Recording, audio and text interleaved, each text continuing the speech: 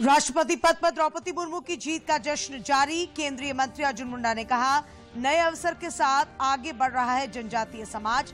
रांची में भाजपा ने निकाला सम्मान यात्रा। मुख्यमंत्री हेमंत सोरेन ने की 73वें वन महोत्सव की शुरुआत। कहा, शहरी क्षेत्र में पेड़ लगाने वालों को प्रति पेड़ 5 यूनिट बिजली मिलेगी मुफ्त। सीबीएसई 12वीं के बाद 10वीं कक्षा के नतीजे भी हुए जारी। 94% से अधिक विद्यार्थी हुए सफल। लड़कियों ने मारी बाजी।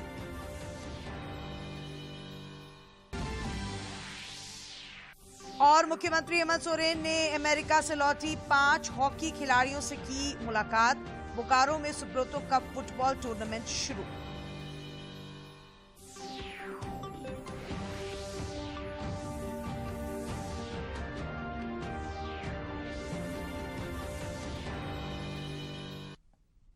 नमस्कार, खबरें झारखंड में आपका स्वागत है। मैं हूं अशीता आनंद और अब समाचार विस्तार से। देश की नई राष्ट्रपति द्रौपदी मुर्मू का शपथ ग्रहण समारोह 25 जुलाई को होगा। इस बीच उनकी जीत का जश्न झारखंड समेत देश भर में मनाया जा रहा है। द्रौपदी मुर्मू को लगातार बधाइयां मिल रही हैं।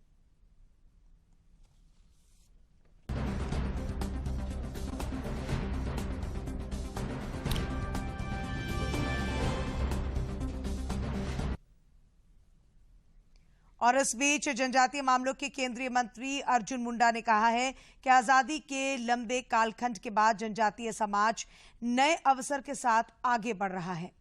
नई दिल्ली में एक प्रेस कॉन्फ्रेंस आयोजित कर उन्होंने कहा कि प्रधानमंत्री नरेंद्र मोदी के कार्यकाल में आदिवासियों का मान बढ़ा है। आजादी के लंबे कालखंड के बाद भारत और भारत का जनजातीय समाज नए अवसरों के साथ आगे बढ़ रहा है। और खासकर यदि हम आजादी का अमृत महोत्सव का यह इस वर्ष को देखें तो हम सब के लिए बहुत महत्वपूर्ण है, पूरे देशवासी के लिए महत्वपूर्ण है और जनजातीय समाज के लिए ऐतिहासिक लक्ष्य और उपलब्धियों को प्राप्त करने का एक नई यात्रा प्रारंभ हुई है। जहां एक तरफ आज हम सब देख रहे हैं कि एक आदिवासी महिला राष्ट्रपति पद पर आसीन हो रही हैं, वहीं यदि आदरणीय प्रधानमंत्री जी के पिछले 8 वर्षों में लगातार 2014 के बाद आज 2022 तक के सारे कार्यों को और खासकर जनजातीय परिप्रेक्ष्य में देखें तो न केवल विकासात्मक कार्यक्रमों के माध्यम से बल्कि इस बात को बहुत ज्यादा बल देता है और बहुत अधिक सब जनजातीय समाज को उत्साहित करता है। देश की नई राष्ट्रपति द्रौपदी मुर्मू की ऐतिहासिक जीत पर जश्न का दौर थमने का नाम नहीं ले रहा है। राजधानी रांची में आज भारतीय जनता पार्टी की ओर से सम्मान यात्रा निकालकर पहली आदिवासी महिला के राष्ट्रपति बनने पर खुशी व्यक्त की गई। द्रौपदी मुर्मू की जीत पर रांची के अरगोड़ा मैदान से शहजानंद चौक तक निकाली गई सम्मान यात्रा में भाजपा के कई बड़े नेता शामिल हुए। इस मौके पर रांची के विधायक सीपी सिंह ने कहा कि भाजपा ही एक ऐसी पार्टी है जो दलितों और आदिवासियों का ख्याल रखती है। जनता पार्टी एक ऐसी पार्टी है जो दलितों का भी ख्याल रखते हैं, आदिवासियों का भी ख्याल रखती है। समाज का जो सर्वजन है उसका ख्याल सिर्फ और सिर्फ भारतीय जनता पार्टी रखती है। यही कारण है कि एक आदिवासी महिला को राष्ट्रपति बनाने का काम किया है। इसके सम्मान यात्रा में शामिल भाजपा की राष्ट्रीय महामंत्री और रांची की मेयर आशा लकड़ा ने कहा कि केंद्र की मोदी सरकार के कार्यकाल में आदिवासी समाज का मान बढ़ा है। धन्यवाद दिया है। इतना खुश की फूले नहीं समा रहे हैं। इसी महिला जिन्होंने मंच करके आई है, एक कहे कि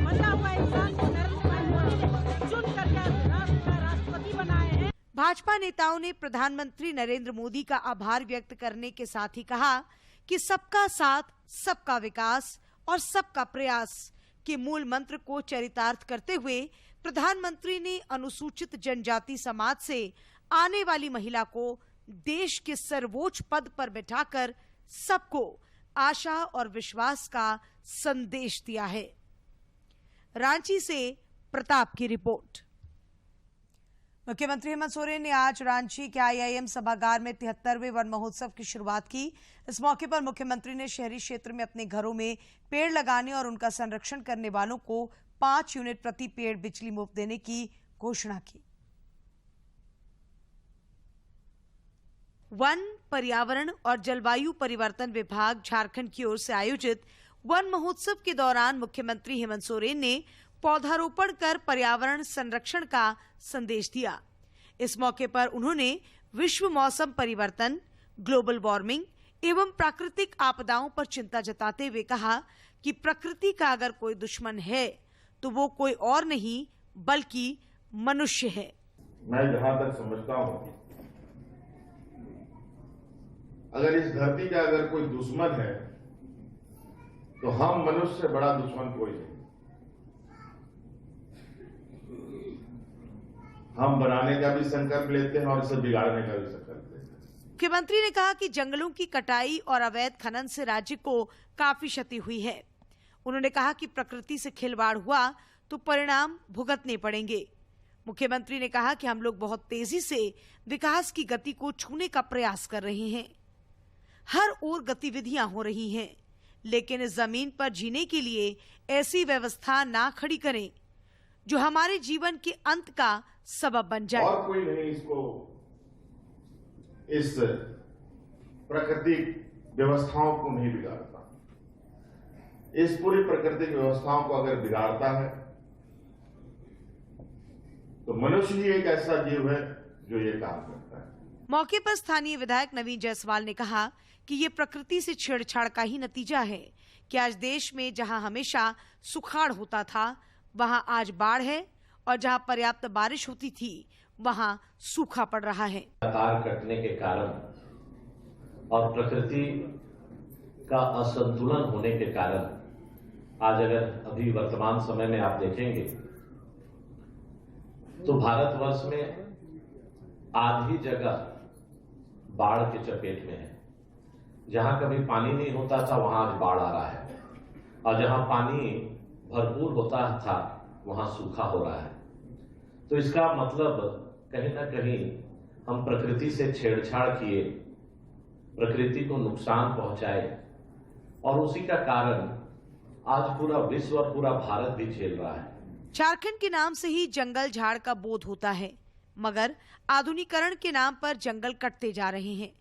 आज आवश्यकता है देश में अधिक से अधिक पेड़ लगाकर प्रकृति को बचाने की। दूरदर्शन समाचार के लिए रांची से प्रताप की रिपोर्ट। और बात मानसून सत्र की। संसद के मानसून सत्र के 5वें दिन भी दोनों सदनों में विपक्ष का हंगामा जारी रहा। महंगाई सहित विभिन्न मुद्दों को लेकर विपक्षी सदस्यों के शोरगुल के कारण दोनों सदनों की कार्यवाही बाधित हुई। झारखंड से राज्यसभा के सदस्य दीपक प्रकाश ने आज राज्यसभा में देश में मतदाताओं द्वारा अनिवार्य मतदान करने और उससे संबंधित या उससे अनुषंगिक विषयों का उपबंध करने के लिए अनिवार्य मतदान विधेयक 2022 का प्रस्ताव रखा। यह प्रस्ताव निजी सदस्य विधेयक के नियम के तहत रखा गया। हाँ, प्लीज मूव।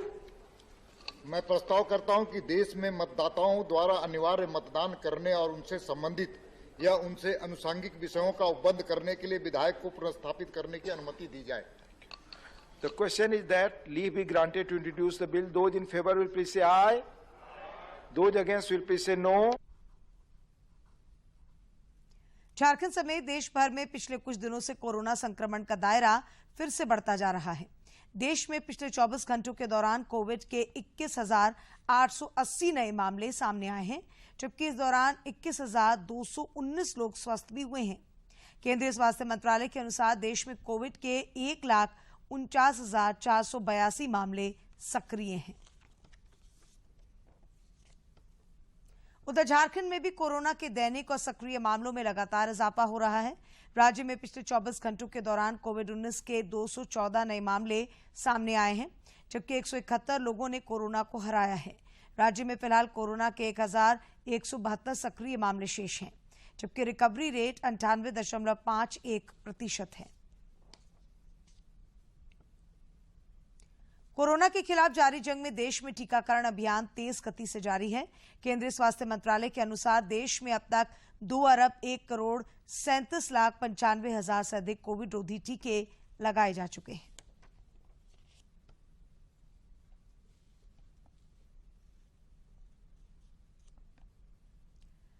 इधर केंद्रीय माध्यमिक शिक्षा बोर्ड सीबीएसई ने 12वीं के बाद आज 10वीं कक्षा के नतीजे भी जारी कर दिए हैं। ये पहली बार है जब सीबीएसई ने एक ही दिन 10वीं और 12वीं दोनों के नतीजे घोषित किए हैं। 10वीं में कुल 94.40% विद्यार्थी उत्तीर्ण हुए हैं, जिनमें लड़कियों का उत्तीर्णता प्रतिशत 95.21% रहा, जबकि 93.80% लड़के उत्तीर्ण हुए हैं। इधर नतीजे आने के बाद रांची के विभिन्न स्कूलों के विद्यार्थी बेहद खुश हैं। डीपीएस रांची के बच्चों का प्रदर्शन इस बार भी बेहतरीन रहा है। 12वीं की परीक्षा में इस बार साइंस में आदित्य प्रकाश ने 98.2% अंक प्राप्त किया है, जबकि कॉमर्स में स्मृति गोयल को 99.4% अंक मिले हैं। आर्ट्स में साकेत अरसलल ने भी 99.4% अंक हासिल किए हैं। डीपीएस के प्रिंसिपल राम सिंह ने बताया कि अधिकांश बच्चों ने 90% से ज्यादा अंक हासिल किए हैं।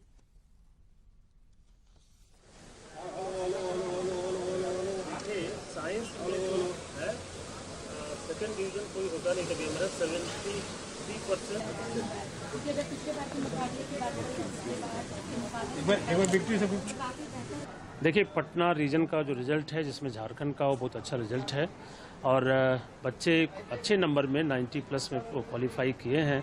जहां तक डीपीएस रांची का सवाल है, हमारे 2 बच्चे जो हैं स्मृति गोयल एंड साकिब अरसलान जो 99.4 पाए हैं और काफ़ी संख्या में बच्चे जो है 90+, 95+ जो है वो निकाले हुए हैं। सिंगल यूज प्लास्टिक प्रतिबंध को लेकर गिरिडीह नगर में जागरूकता अभियान चलाया गया। रोटरी गिरिडीह ग्रेटर और नगर निगम की ओर से एक जागरूकता रैली निकाली गई।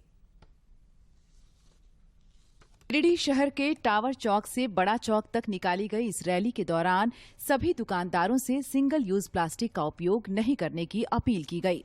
इस दौरान प्लास्टिक का उपयोग कर रहे प्रतिष्ठानों और ठेला खोमचे वालों के बीच 500 कपड़े के थैले भी बांटे गए। पर्यावरण सुरक्षा को लेकर हमेशा संजीदा है और इसके मुहिम को आगे बढ़ाने के लिए हम लोगों ने प्लास्टिक को जनता से अपील किया कि प्लास्टिक का उपयोग ना करें। आप थैली, कपड़े का थैली, जूट का थैली का उपयोग करें। मौके पर निगम के प्रभारी महापौर प्रकाश राम ने बताया कि प्लास्टिक मुक्त गिरिडीह नगर निगम बनाने के लिए जागरूकता अभियान चलाया जा रहा है। उन्होंने लोगों को प्लास्टिक के उपयोग से होने वाले नुकसान के बारे में बताया। नली में जाता है तो नली जाम होती है और नली जाम होने के कारण पानी पूरा सड़क पर आता है और बदबू के कारण महामारी फैलती है। इसीलिए आज इसी को आग्रह करते हुए और हम लोगों ने संयुक्त रूप से और जनता से अपील किया है कि प्लास्टिक को जितना जल्दी हो सके त्यागें, ताकि हमारा जो जनरेशन हो और हम जो बीमारी नित्य दिन फैल रही है उस पर। जागरूकता अभियान का उद्देश्य लोगों को प्लास्टिक के विकल्प से भी रूबरू कराना था। कपड़े के थैले, लकड़ी और मिट्टी के बर्तन समेत कई ऐसे विकल्प हैं जिनका इस्तेमाल हम अपनी रोजमर्रा की जिंदगी में कर सकते हैं और प्लास्टिक से दूरी बना सकते हैं। दूरदर्शन समाचार के लिए गिरिडीह से रमेश प्रभाकर की रिपोर्ट। राज्य के कृषि मंत्री बादल ने आज गढ़वा में सुखाड़ की स्थिति का जायजा लिया। उन्होंने जिले के वरीय पदाधिकारियों के साथ बैठक की और विभागीय योजनाओं की समीक्षा की। कृषि मंत्री ने झारखंड राज्य फसल राहत योजना से अधिक किसानों को जोड़ने का निर्देश दिया है।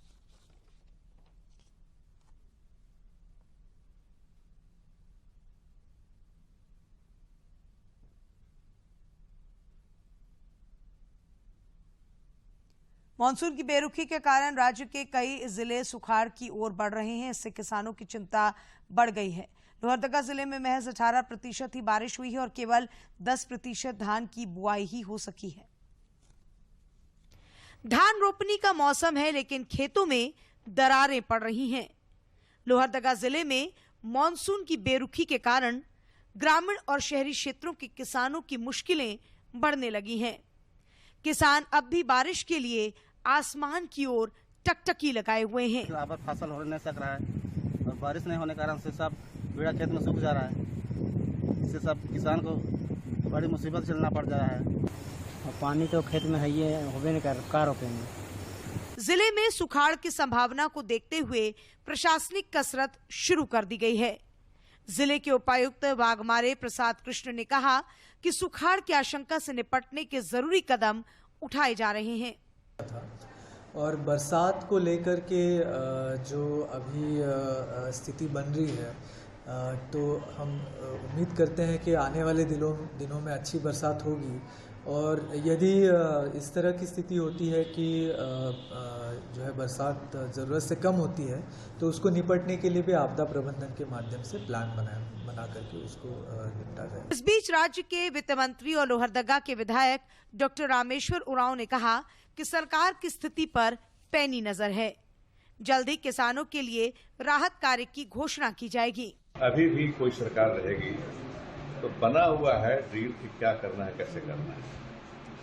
अभी जगह जगह से रिपोर्ट सरकार जरूर मंगा रही होगी संबंधित विभाग, मौसम विभाग से, और अगर इस तरह से हो गया, सुखाड़ हो गया, तो सरकार जरूर इसको संज्ञान में लेगी और लोगों को मदद करेगी। मौसम की बेरुखी की वजह से लोहरदगा ही नहीं, पूरे राज्य की स्थिति बेहद खराब है। पूरे राज्य में अब तक औसत से 48% कम बारिश हुई है।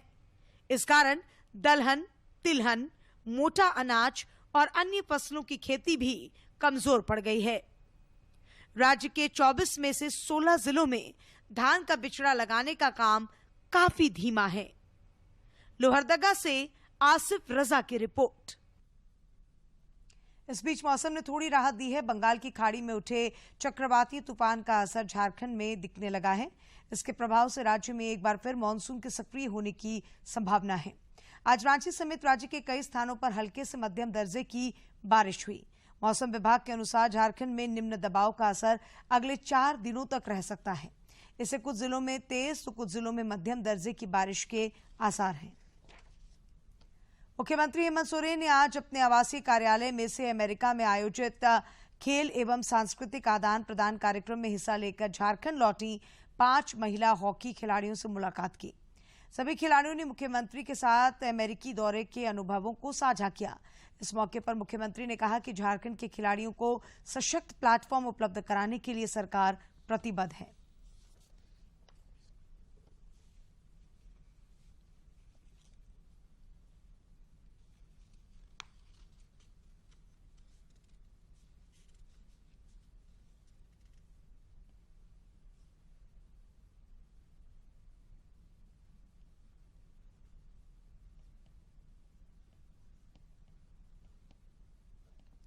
बोकारो जिले में सुब्रतो कप फुटबॉल प्रतियोगिता आज से शुरू हो गई है। कुमार मंगलम स्टेडियम में उपायुक्त कुलदीप चौधरी और विधायक विरंची नारायण ने संयुक्त रूप से इसका उद्घाटन किया। जिला स्तरीय यह प्रतियोगिता 26 जुलाई तक चलेगी। इसमें 9 टीमें हिस्सा ले रही हैं। उपायुक्त और विधायक ने खिलाड़ियों को शुभकामनाएं दी हैं।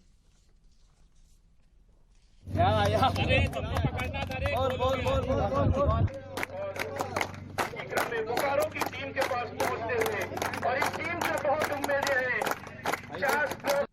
स्टेडियम बोकारो 50 में उद्घाटन किया गया है और ये 2 दिवसीय कार्यक्रम रहेगा। इसमें सभी प्रखंडों की जो टीम अपने अपने क्षेत्र में विनर हुई है वो आज पार्टिसिपेट की हैं और सभी लोगों को, सब बच्चों से, सब खिलाड़ियों से हम लोगों ने आज वो भी किया है, हम लोग मुलाकात भी की है। उनको सबको हम लोग बधाई और शुभकामना देते हैं।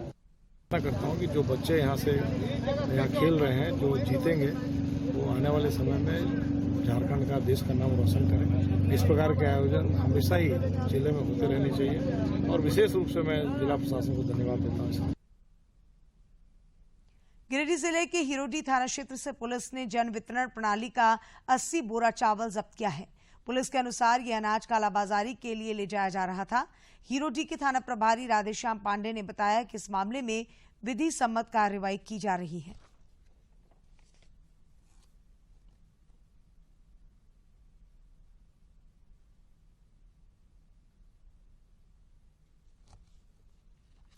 कोडरमा जिले के डोमचांच प्रखंड के नवनिर्वाचित जनप्रतिनिधियों के लिए आज एक दिवसीय DEGS कंप्यूटर बेसिक ट्रेनिंग का आयोजन किया गया।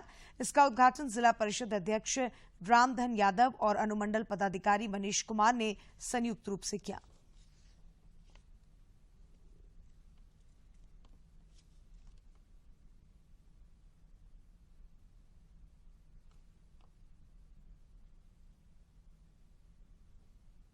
और अब कुछ खबरें राज्य के विभिन्न जिलों से।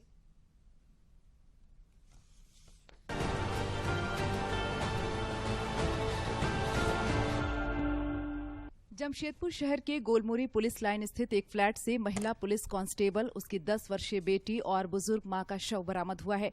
पुलिस ने घटनास्थल पर पहुंचकर शव को पोस्टमार्टम के लिए भेज दिया है। मामले में SSP ने हत्या की आशंका जताई है। उन्होंने कहा कि फॉरेंसिक की टीम जांच कर रही है। लोहरदगा जिले में अलग अलग घटनाओं में 3 लोगों की जान चली गई। 2 लोगों की सड़क दुर्घटना में मौत हो गई, जबकि एक व्यक्ति ने बिजली के करंट से दम तोड़ दिया। घटना की सूचना मिलने के बाद पुलिस मामले की जांच और आगे की कार्रवाई में जुट गई है।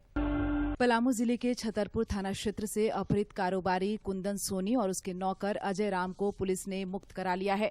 छतरपुर थाना प्रभारी शेखर कुमार के अनुसार पुलिस के दबाव में अपहरणकर्ताओं ने बसना जंगल में दोनों को छोड़ दिया था। चतरा जिले में अंतर्राज्यीय गिरोह के 3 कोयला तस्करों को अवैध कोयला लदे हाईवा के साथ पुलिस ने गिरफ्तार किया है। तस्करों की गिरफ्तारी सिमरिया हजारीबाग मुख्य पथ स्थित शिला पिकेट के समीप से हुई है। गिरफ्तार तस्करों के पास से तस्करी में प्रयुक्त 2 मोबाइल फोन भी जब्त किए गए हैं। श्रावणी मेले के दौरान देवघर आने वाले श्रद्धालुओं की मदद के लिए विभिन्न कॉलेजों के छात्र छात्राएं वॉलंटियर्स के रूप में काम कर रहे हैं।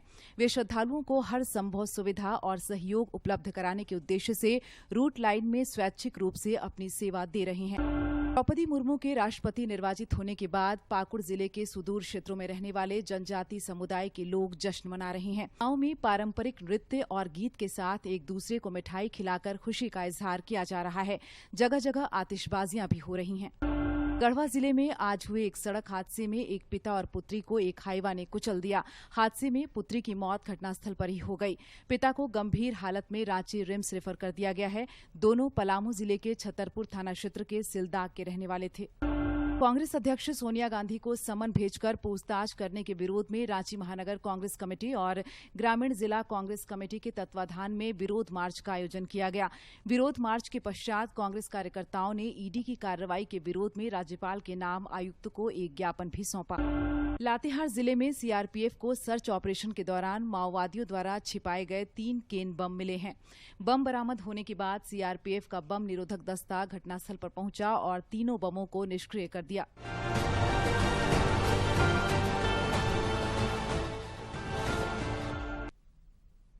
प्रधानमंत्री नरेंद्र मोदी ने इस महीने की 31 तारीख को आकाशवाणी से प्रसारित होने वाले मन की बात कार्यक्रम के लिए सुझाव आमंत्रित किए हैं। मन की बात है जन जन की, संघर्षों के कुछ किस्से, कहानी कुछ सफलताओं की, अनकही विरासत की, उम्मीदें नए भारत की। महीने के आखिरी रविवार का रहता है इंतजार मलयाचल के आंचल से विंध्याचल के आंगन तक, ब्रह्मपुत्र के घाट से हिमालय के विस्तार तक होती है मन की बात प्रधानमंत्री के साथ। तो सुनिए इस महीने 31 जुलाई सुबह 11 बजे मन की बात आकाशवाणी और दूरदर्शन के सभी चैनलों पर। मन की बात के प्रादेशिक भाषाओं में अनुवाद का पुनः प्रसारण आप सुन सकते हैं रात 8 बजे आकाशवाणी और दूरदर्शन के सभी प्रादेशिक चैनलों पर। तो सुनिए इस महीने 31 जुलाई सुबह 11 बजे मन की बात। 68वें राष्ट्रीय फिल्म पुरस्कार के विजेताओं की घोषणा आज नई दिल्ली में की गई। ये पुरस्कार साल 2020 के लिए दिए गए हैं। इस साल फीचर फिल्म ज्यूरी का नेतृत्व फिल्म निर्माता विपुल शाह ने किया।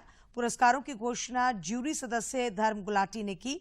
फिल्म अभिनेता अजय देवगन और सूर्या को सर्वश्रेष्ठ अभिनेता का पुरस्कार दिया गया है। Koshiyum, singer Nanchamma, best playback male, film is मिस वसंतराव, सिंगर इज राहुल देशपाल। भारत की नीरज चोपड़ा और रोहित यादव विश्व एथलेटिक्स चैंपियनशिप में पुरुषों की भाला फेंक स्पर्धा के फाइनल में पहुंच गए हैं। वर्ल्ड एथलेटिक्स चैंपियनशिप के फाइनल में प्रवेश कर लिया। गौरतलब है कि ऑटोमेटिक क्वालिफिकेशन के लिए खिलाड़ी को 83.50 मीटर की दूरी तय करनी थी। नीरज चोपड़ा पहली बार सीनियर वर्ल्ड एथलेटिक्स चैंपियनशिप के फाइनल में पहुंचे हैं। उन्होंने इससे पहले 2017 में इस चैंपियनशिप में हिस्सा लिया था, मगर वे 82.26 मीटर के थ्रो की वजह से फाइनल में जगह नहीं बना पाए थे। 2019 में वह कोहनी की सर्जरी के कारण हिस्सा नहीं ले पाए।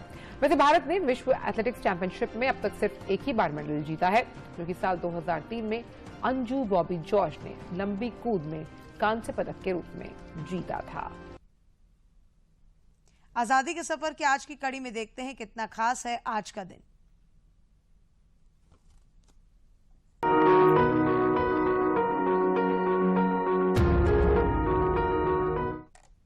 22 जुलाई 1947 को भारत की संविधान सभा ने देश का राष्ट्रीय ध्वज अपनाया था। 1921 में पिंगली वेंकैया ने गांधी जी के समक्ष ध्वज का डिजाइन प्रस्तुत किया, जिसमें लाल और हरा 2 रंग थे।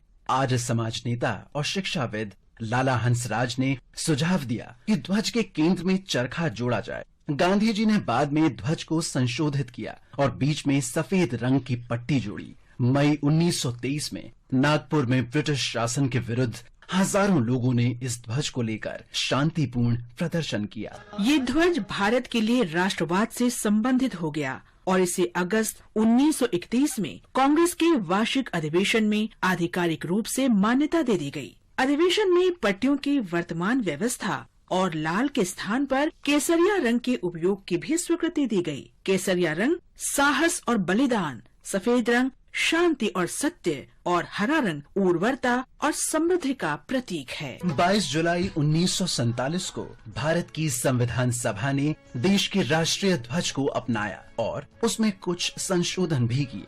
पट्टियों का रंग तो केसरिया, सफेद और हरा ही रहा, परंतु पहिए के स्थान पर 24 धारियों वाला नीले रंग का धम्म चक्र जोड़ा गया और इस प्रकार हमारे वर्तमान राष्ट्रीय ध्वज का निर्माण हुआ। आज हम स्वतंत्रता सेनानी जतेंद्र मोहन सेन गुप्त को याद कर रहे हैं। उन्हें प्यार से देशप्रिय भी कहा जाता है। जतेंद्र मोहन का जन्म 22 फरवरी 1885 को चटगांव में हुआ था, जो अब बांग्लादेश में है। वे मूल रूप से अनुशीलन समिति के सदस्य थे, लेकिन बाद में वो बैरिस्टर एट लॉ बन गए। कई मामलों में उन्होंने अदालत में राष्ट्रवादी क्रांतिकारियों का बचाव किया और उन्हें फांसी के फंदे से बचाया। उन्होंने पहाड़ तली मुकदमे में सूर्य सेन, अनंत सिंह, अंबिका चक्रवर्ती का बचाव किया और एक युवा क्रांतिकारी प्रेमानंद दत्ता को भी बचाया, जो इंस्पेक्टर की हत्या से संबंधित मामले में आरोपी थे। जतेंद्र ने 1921 में असहयोग आंदोलन में भाग लेने के लिए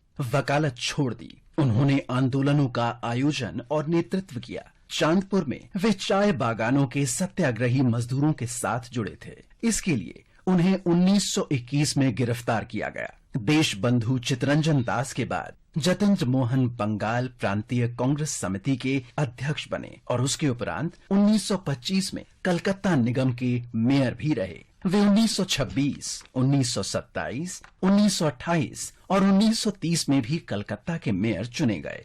वे 1926 में बंगाल विधान परिषद के लिए चुने गए। फरवरी 1930 में वे बर्मा गए, जहां उन्होंने जनसभा को भी संबोधित किया।